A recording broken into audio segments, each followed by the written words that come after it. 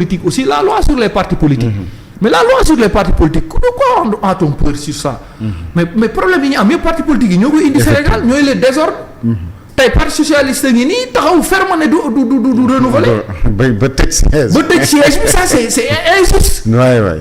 parti ça quand même c'est grave. c'est très grave. ku ko layal ak ku ko layalul la c'est très grave.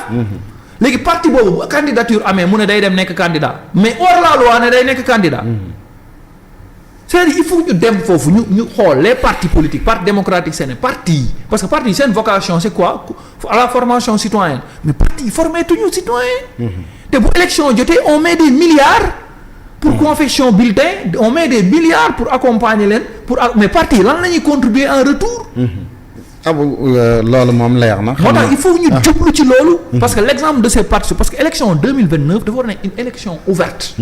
ñëpp bokk moo tax ay L29 man gëwuma ay. Sonko képp kuy xam ne ni politicien bu naan Sonko warul bokk ak dañ ko war a attaquer pour man ñemewoo amoo fit.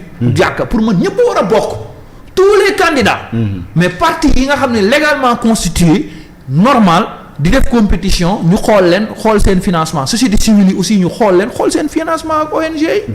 d'accord xool convention supprimer tout ça affaire ñu revoir ce que c'est que les conventions. d'accord au niveau des médias et presse. d'accord politiciens yi sikk nañ loolu waaye tamit bu ñu jógee aussi ci sikku politiciens yi tamit parfois aussi politiciens yi ñu gis ñu tooñ ñu mel ni waa Forum du justiciable wala tooñ société civile bi ba ne leen vraiment ñoom.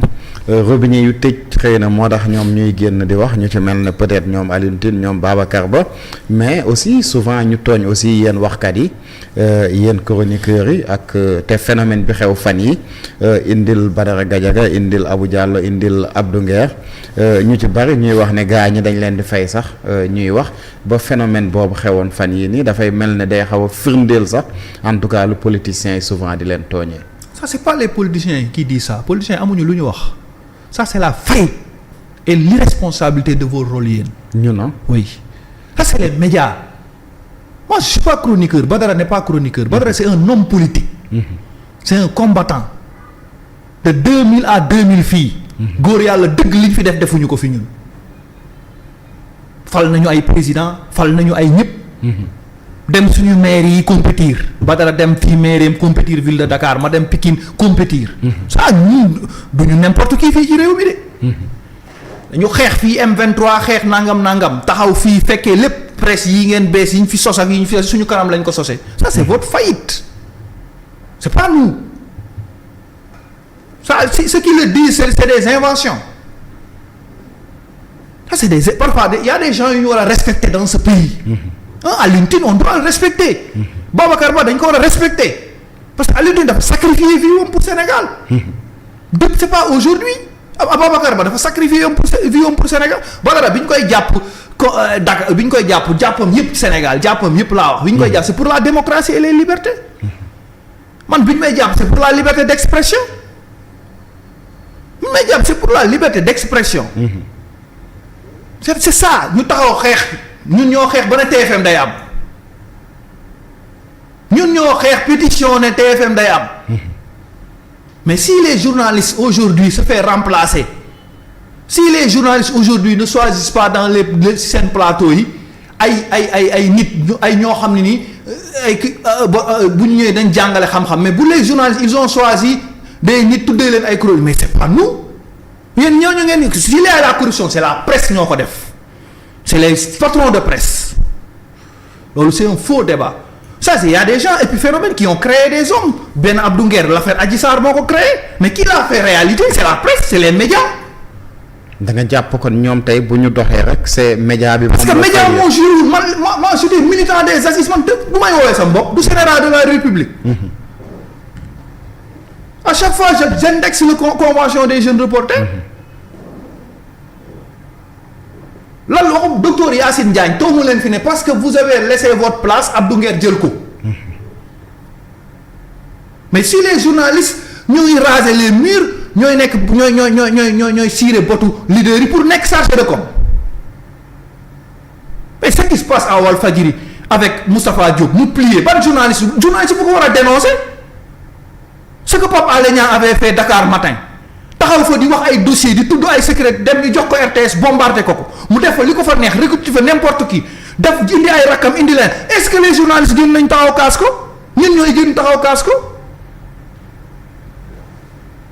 mais ñun ñooy gën taxaw kaas ko. mais est-ce que journalistes yi aussi seen rôle rek la ñuy def. waaw dégguloo dama ne il faut pas yéen a leen di recruter moi je signe contrat personne kan moo ma yàpp man question de dignité la xam nga dignité ak responsabilité yabaate la quand il dit ça journaliste war na rus di poser question boobu te alors que ce même ngoon journaliste boobu mooy daw ci ginnaaw Abdou Nguer Modou Fall Badara Gadiaga ñëwal ma plateau wuy sama ndey kaay gannaaw suba nangam naa et puis il pose la question nag ñoom la ñuy waxal si les hommes politiques ne forment plus ferment leur parti mais li xew noonu récemment nii am ba ay dama toog ma ne les chroniqueurs leur rôle c'est pas ñu dugg ci biir ingérer dans les partis politiques.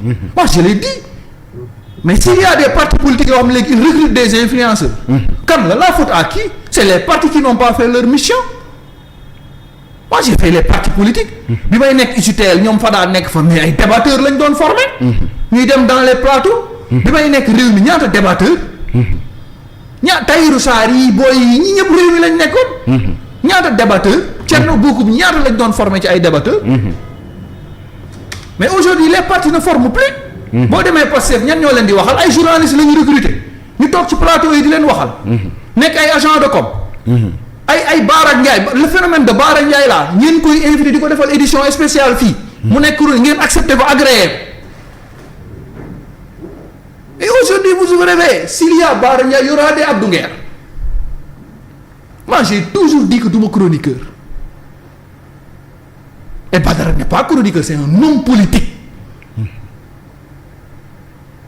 ku toog xeex révolution ànd ak xeex bi muy xeex Ousmane a ngi bureau mais benn 2 ans 3 ans bi on reconnaît que benn moment Abdou Nguer a fait face parce que waa Pastef dañoo ñëw créer ay groupe créer ay nit créer jëluñu ñi yor seen créateur contenu yi ñu jox leen ay contrat ci ministère yi ñu remplacer leen yéen journalistes yi ci mbedd bi lañ leen foree mais benn Abdou Nguer a résisté ba existé quand Abdou Nguer nous parle des cours des comptes où sont les journalistes spécialisés te li la Abdou Nguer di wax doo ko dindi ci cour des comptes man mi wax en tant qu'économiste bu def gestion musuma ci wax lu ma dindi parce que amul journaliste bu ci def liggéeyam.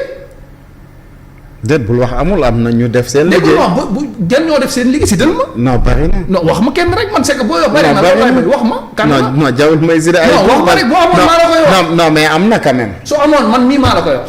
soo amoon gars yi def nañ ci ay débat waxtaan nañ ci. dama ne soo amoon ñi ci def débat c'était désorienté di manipuler. waxtaan nañ ci def nañ lépp lañ ci war a def ay journalistes ñoo génn di manipuler l'opinion. ils ont pas parlé du compte boobu Abdou Nguer doon wax. bi tête cachée génne ay journalistes ñoo génn mais s'il n'y avait pas Abdou Nguer Modou Fall ba cette manipulation passe. mais même dette cassée aussi ba mu amee aussi. am boobu aussi Pape Malick Ndour am benn journaliste ñeme wu si woon taxaw non am na quand même des journalistes quand même yu ci génn. y a des journalistes qui ont été dirigés. non mais am na yu ci génn quand même tenir ci ay débat wax ci aussi ñoom it luñ ci xam. xam nga dafa am non xam nga Abou souvent aussi da ngeen di confondre lan mooy rôle journaliste. ak parfois lan mooy rôle des politiques xam nga tey le journaliste liggéeyam am na fu muy tàmbalee am na fu muy yem am na ay mbir yoo xam ne nag ñun man dama considérer c'est l'affaire des politiques c'est à eux de gérer ça entre eux mais journalistes yi aussi am nañ loo xamante ne mooy seen part de la vérité sur cette affaire ñoom it defe naa ne ñi ci waroon wax àddu nañ ci boobu jamono jooju. kenn àdduwu ci dañ ci doon def faussaire. non pourtant si. man gisuma leen. yéen li xew Walfadjri di nga gis journaliste bu si toog def chronique da ngay wax ñu ne non c'est notre confrère. lan moo xew Walfadjri. du ma la ko wax parce que du ma ñëw di la ubbil balayage bi su boo ko ñemewul wax man su ma amee occasion man samay kii maa koy wax man parce que moi je défends la presse man dama ne bi ñu naan CNM xaw ma CNM Amération Média boobu xaw ma dama ne moi je suis candidat partant parce que dama gëm loolu man dama ko gëm. d'accord. dama gëm média dama gëm presse. d'accord cri de cœur bi sori na. c'est quand je dis bu ñëwee mais il faut accepter Abdou Nguer dans les sphères hein. Parce que si les gens invitent Bara Ndiaye des entretiens spéciaux d'où sort Bara Ndiaye il faut mu génn journalistes yi ñoo ko créé Guy Marius nekku fi créature médiatique Ousmane Sonko nekku fi créature médiatique buy ñu yeewu ba ñu xëy ñu jël ay nit yoo xam ne si RTS carrière bi gën a gàtt carrière ñu def ko DG RTS mais c'est parce que journalistes yi ñoo génn taxaw bi ñooñu mutéo dem jël influence dem jël propagande dem jël chronique ñooñu ñoo jóg défendre leen ba benn professeur taxaw ne non c'est parce que dañoo jël seen place aujourd'hui les créateurs contenu les influenceurs jël nañ seen place dans les ministères léegi ñan ñooy waxal politiciens yi xam nga après li xew phénomène bi amoon coow loolu jóg dama ne man c'est pas ça la faute c'est aux partis politiques parce que les partis politiques ne doivent pas laisser ay chroniqueurs naan leen loi bi fii ngeen ko war a dugal ak fii ngeen ko war a jàllale fii ngeen ko war a dugal c'est pas le rôle des chroniqueurs bu bëgg politique nga dem créer parti aujourd'hui chroniqueurs yëpp journalistes yëpp ñëpp ñu ngi xaar Madiambal lu muy bind mais investigation Madiambal rek moo war a moom monopole de l'investigation au Sénégal. déet am na ñuy def seen. investigation mais dégg nga fii boo ñëwee rek Madiambal lañ lay wax.